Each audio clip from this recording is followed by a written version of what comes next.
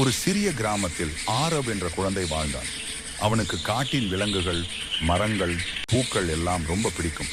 தினமும் பள்ளி முடிந்ததும் ஆரவ் காட்டுக்கு சென்று பறவைகளோடு பேசுவான், பூக்களை நீரூற்றுவான். அவன் முகத்தில் எப்போதும் ஒரு புன்னகை இருக்கும். ஒரு நாள் ஆரவ் காட்டின் ஆழத்தில் ஒரு பெரிய மரத்தின் அடியில் ஒளிரும் கல்லை கண்டான். அவன் அதை தொட்டதும் முழு காடு ஒளி வீசத் தொடங்கியது.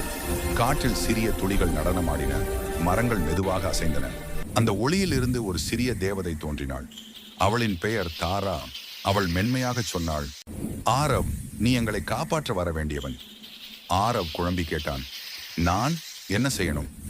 தாரா புன்னகை சிரித்து சொன்னாள், இந்த காட்டை கரும் நிழல் மந்திரவாதி உறங்கச் செய்திருக்கான். நீயே இதை சரி செய்ய முடியும். அடுத்த நாள் ஆரவ் தாராவுடன் காட்டின் ஆழத்துக்கு பயணம் தொடங்கினான். அங்கு மரங்கள் பேச முடியாமல், விலங்குகள் உறங்கி, பூக்கள் மூடியிருந்தன. காடு சுமையாகவும் அமைதியாகவும் இருந்தது. ஆரவ் ஒவ்வொரு மரத்தையும் மெதுவாக தழுவி பேசினான்.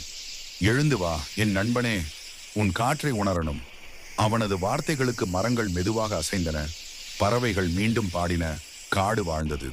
பின்னர் தாரா சொன்னாள், நிழல் மந்திரவாதி அந்த மலையின் கீழ் குகையில் இருக்கு. இருவரும் இருட்டான குகைக்குள் நுழைந்தனர். குகை முழுக்க இருட்டும், ஒவ்வொரு அலை ஓசையும் பதட்டம் கொடுத்தது.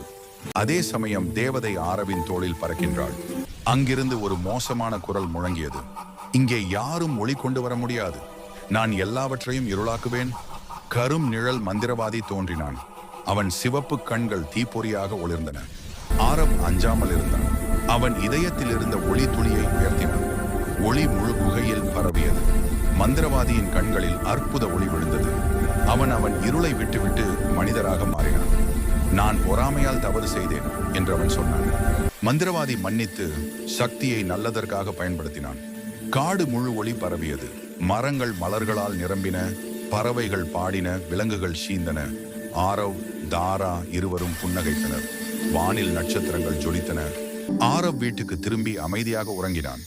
தாரா அவனை கவனித்து பார்த்தாள். நம்பிக்கை இருந்தால் எந்த இருளையும் ஒளியாக மாற்ற முடியும் என்று அவன் நினைத்தான். அத்துடன் கதை முடிந்தது.